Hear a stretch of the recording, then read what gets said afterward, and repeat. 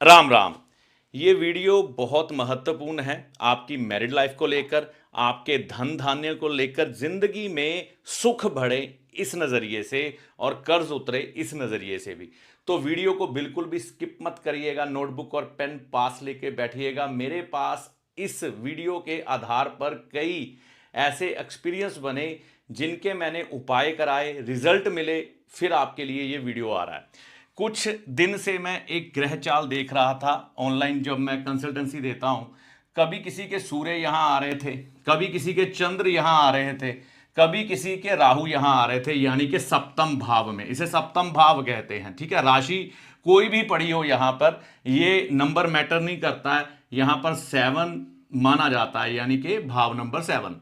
और ये है भाव नंबर 2। यहां से एक नंबर भाव लेते हैं, यहां से गिनेंगे तो 2, यहां से 7 गिनेंगे तो 1 2 3 4 5 6 7।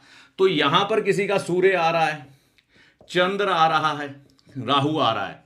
हो सकता है किसी की पत्रिका में ये ग्रह सूर्य अकेला हो, या सूर्य चंद्र इकट्ठे हो, या राहु इकट्ठा हो साथ में, यानी कि तीनों ग्रहों की युति हो, या दो ग्रहों की युति हो, सूर्य और चंद्र हो, चंद्र और राहु हो, या राहु और सूर्य हो। भाव कुछ भी हो सकता है, मतलब ये तीनों में से कोई एक ग्रह, दो ग्रह या तीन ग्रह होने चाहिए इन दोनों भावों में। इन लोगों को एक सामान्य समस्या आ रही थी, सभी के साथ थी ये प्रॉब्लम। इन लोगों की डेली इनकम खराब थी, डेली इनकम खराब थी। पति पत्नी में वैचारिक मतभेद, घर में सुखों का अभाव, मतलब ये तीनों चीजें जो है ना, हम शुक्र से ही प्रभावित मानते हैं। यहां पर तो डेली इनकम का पूरा सोर्स बन जाता है। यहां ये धन स्थान है, जो जमा धन आपके पास होता है वो यहां से देखा जाता है। विचारिक मतभेद क्योंकि वाणी से उत्पन्न होते हैं, या सप्तम भाव से जीवन साथी के साथ अगर ये भाव किसी तरह से डिस्टर्ब हो तो ऐसी स्थितियां बन जाती हैं। और यहां पर सुख जो शुक्र ग्रह से देखे जाते हैं, सुख जितने भी है ना, उसका कारक शुक्र है, ठीक है। तो यहां पर ये दोनों जो भाव है ना, ये वाले और ये वाला, ठीक है, ये शुक्र ग्रह का है। तो देखिए, एक बात को बड़े साधारण तरीके से समझिए। मान लीजिए आप शुक्र हैं, आपके घर में आपके एनमी, क्योंकि सूर्य चंद्र और राहु ये शुक्र के शत्रु हैं लाल किताब के मतानुसार। अगर उसके घर में आ जाए, यानी कि आप शुक्र हैं, आपके घर में ये तीनों शत्रु ग्रह आके बैठ जाएं आपके घर के अंदर, तो क्या होगा? आपके घर के अंदर कलेश होगा, ठीक है ना। आप अपने शत्रु से लड़ेंगे या आपका शत्रु आपसे लड़ेगा। और क्या होगा? ये भाव है विवाह का। विवाह मतलब किसी ना किसी तरीके से डिस्टर्ब हो जाएगा, विवाह का सुख नहीं मिलेगा। डेली इनकम का भी है ये भाव, जो हम रोजमर्रा का धन खर्चते हैं या हमारे पास आता है। तो जब झगड़े हो रहे हो तो कहां से धन आएगा? आ ही नहीं सकता, तो ये डिस्टर्ब हो जाएगा। सुख यानी कि ये कुटुंब का सुख है, पारिवारिक सदस्यों के साथ जब हम मिलके बैठते हैं तो उसका सुख है। ये सुख है हम जब अपने जीवन साथी के साथ जब मिलके बैठते हैं तो ये वो सुख है। तो ये तीनों चीजें खराब हो जाएंगी। लाल किताब में एक बड़ा सुंदर विवरण मिलता है। ये तीनों ग्रह, इनमें से कोई दो या एक इन भावों में हो तो इसे बोलते हैं स्त्री ऋण। मैंने इस पर एक सीरीज बनाई है बाकायदा, आप जाकर देख भी सकते हैं। तो ये स्त्री ऋण बन जाता है। वैसे यहां पर ये ग्रह बैठे तो वैसे भी इनकी प्लेसमेंट अच्छी नहीं है, और अगर हम लाल किताब के दृष्टिकोण से देखें तो स्त्री ऋण, ठीक है। स्त्री ऋण मतलब कि किसी ना किसी तरह से शुक्र का ऋण। शुक्र का ऋण क्योंकि शुक्र स्त्री जाति को रिप्रेजेंट करता है, इसलिए हुआ क्या होता है पिछले जन्म में, या इस व्यक्ति के बुजुर्गों ने, जिसकी ये पत्रिका है, किसी अपने घर की महिला या किसी बाहरी महिला के साथ क्या किया होता है। जब वो प्रेग्नेंट होती है, बच्चा डिलीवर करने वाली होती है, उसकी या तो हत्या की होती है या करवाई होती है, या उस पर अत्याचार करके उसे घर से निकाल दिया होता है, जिसकी वजह से इसके बुजुर्गों का किया हुआ पाप कर्म इसकी कुंडली में प्रकट होता है, और इसके जीवन में सुखों का अभाव, शुक्र से जुड़ी हुई चीजों का अभाव हो जाता है। व्यक्ति 10 तरह के उपाय करता है, हर तरह का हल करने की कोशिश करता है, लेकिन नहीं होता। हल क्या है इसका? बड़ा साधारण सा है। तो जो व्यक्ति मेरे पास आए थे, मैंने इसी चीज को पकड़ा कि कोर्ट कचहरी हो भी चुकी थी, चल रही थी, समझौते हो गए, सॉल्व हो गया मैटर, या इतना उलझा नहीं, ये कह सकते हैं। यहां पर लाल किताब बहुत सुंदर उपाय सुझाती है। वह बोलती है कि जिसकी भी कुंडली में ये एक ग्रह, दो ग्रह या तीन ग्रह, तीनों में से कोई भी तीन, दो या एक हो इन भावों में, ठीक है, यहां से आपने गिनना है 1 2 और ये 7। आप अपनी कुंडली निकाल के खुद चेक करिएगा, किसी जोशी के पास जाने की जरूरत नहीं है, खुद देखिए। ये देखिए सूर्य चंद्र राहु, सूर्य चंद्र राहु, ठीक है। एक बड़ा साधारण सा उपाय करना शुरू कर दीजिएगा। इस ऋण को उतारने का लाल किताब उपाय क्या सुझाती है? अपने जेब से कुछ एक पैसे डालने हैं। जैसे कि आपके परिवार में कितने सदस्य हैं, उदाहरण के तौर पर दादा दादी, पिता माता, आप खुद, आपके भाई, उनकी पत्नियां, उनके बच्चे, आपके पिताजी के जो भाई हैं उनके बच्चे, है ना, ताए चाचे।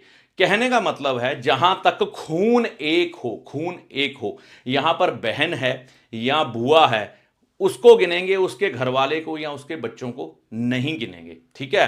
तो जहां तक खून हो एक, वहां तक के रिश्तेदारों से पैसे इकट्ठे करने हैं। उदाहरण के तौर पर विचार कर लिया कि मैं 10 रुपए डालूंगा, तो अब आपकी गिनती जितनी भी रिश्तेदारों की बनेगी, मान लो आपके खून के रिश्तेदार, मैं कह रहा हूं एक ही दादा या पिता की संतानें जो है वो गिननी है। अब दादा के भी भाई हो सकते हैं, पिता के भी हो सकते हैं, तो उनके बच्चे पूरे आएंगे। जो शादीशुदा हो गए, लड़कियां दूसरे खानदान में चल गई, सिर्फ लड़कियां गिनेंगे, उनके पति और बच्चे नहीं गिनेंगे, ठीक है। तो वो लोग बन गए 20। आपने 10 रुपए मिलाए और बाकियों के 10-10 रुपए करके 20 मेंबर थे, हो गया ये 200 रुपया, ठीक है। तो 210 रुपए का आपने ऐसा कोई भोजन लेना है, जैसे हरा चारा ले लीजिए, पालक की गुच्छी ले लीजिए। 100 गायों को, 100 गायों को एक ही दिन में खिलाना है, ठीक है। वो दिन है शुक्रवार, ठीक है। तो गौशाला कोई नजदीक ढूंढ लीजिएगा, वहां पर पहुंच जाइएगा। ये पैसे एकत्रित करके, है ना, आपने अपने रिश्तेदारों से गायों को भोजन कराना है मजेदार। तो हरा चारा ही है सबसे बढ़िया, या पालक की गुच्छी। तो ये आप करवाइए फ्राइडे के दिन और लगातार कुछ दिन करिए।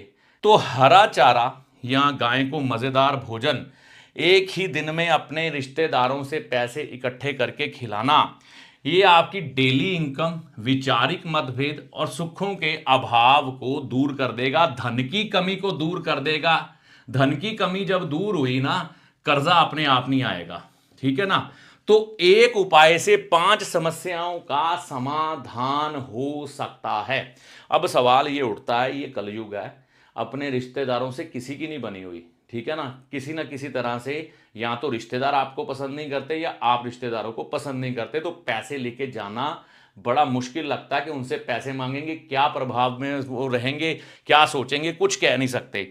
लाल किताब ने इसका भी हल किया है, ठीक है ना। लाल किताब क्या कहती है कि अगर मान लो आपने 10 रुपए डाले, है ना, तो अब अपने रिश्तेदार से आप नहीं लेना चाहते या कोई कारण ऐसा है कि आपको लगता है कि वो नहीं देंगे या हम नहीं पहुंच पाएंगे, तो उसका 10 गुना आपको डालना पड़ेगा, 100 रुपया, ठीक है ना। मतलब आपने डाले 10 रुपए, बाकी रिश्तेदारों के हो गए 100 रुपए पर मेंबर, पर मेंबर। तो यहां पर 20 मेंबर थे, 2000 रुपया हो गया, ठीक है। तो 10 रुपए आपके हो गए, ये हो गए 2010 रुपए। तो इसका मजेदार भोजन गाय को एक ही दिन में कराना, वो भी 100 गायों को, जो अंगहीन ना हो, जिनकी कोई लात पांव कुछ भी टूटा ना हो, अंगहीन ना हो। अलग अलग गौशाला में जाना पड़ सकता है, ये पहले से ही प्लान करके चलिएगा। ऐसा एक बार करके देखिएगा, आपका ये ऋण अगर ईश्वर की कृपा से उतर गया ना, तो ये धन की कमी हो गई, डेली इनकम होगी, वैचारिक मतभेद, सुखों का अभाव, कर्जा, ऐसे जाएंगे, ठीक है ना। तो ये छोटा सा उपाय है, कोई इसमें ऐसी नहीं है बात, सिर्फ थोड़ी मेहनत है। पारिवारिक सदस्य जो साथ में मिलके चल सकते हैं ना, 100% अगर आपको प्रॉब्लम है, आपकी कुंडली में ये ग्रह चाल है, तो उनको भी होगी, उनको साथ मिला ले, नहीं मिलते तो खुद करें, है ना। तो ये करके देखें कम से कम एक बार, ज्यादा करना चाहते हैं तो आपकी मर्जी। स्त्री ऋण उतारें, इसे स्त्री ऋण कहते हैं, ठीक है ना जी, स्त्री ऋण। ये जैसे ही उतरेगा आप देखेंगे कमाल हो जाएगी, ठीक है, आपके जीवन के ये दुख दूर हो जाएंगे। तो ये जानकारी इसलिए महत्वपूर्ण थी कि कई लोगों की ये ग्रह चाल देखी, फिर ये उपाय करवाया, बहुत बढ़िया रिजल्ट मिले। तो सब लोगों के कल्याण की भावना से ये वीडियो मैंने बनाया। ये सिर्फ इन ग्रह चाल वाले लोगों की है, पर मैं ये कहता हूं कि गौ माता की वैसे भी कोई सेवा करे ना, कोई नुकसान तो है नहीं, है ना। आप पर ये ऋण नहीं है, आप वैसे भी गौ की सेवा करें, ये सभी चीजें आपके जीवन में आपको प्राप्त होनी शुरू हो जाएंगी। इस वीडियो में दी गई जानकारी का लाभ माता रानी की कृपा से आपको होगा।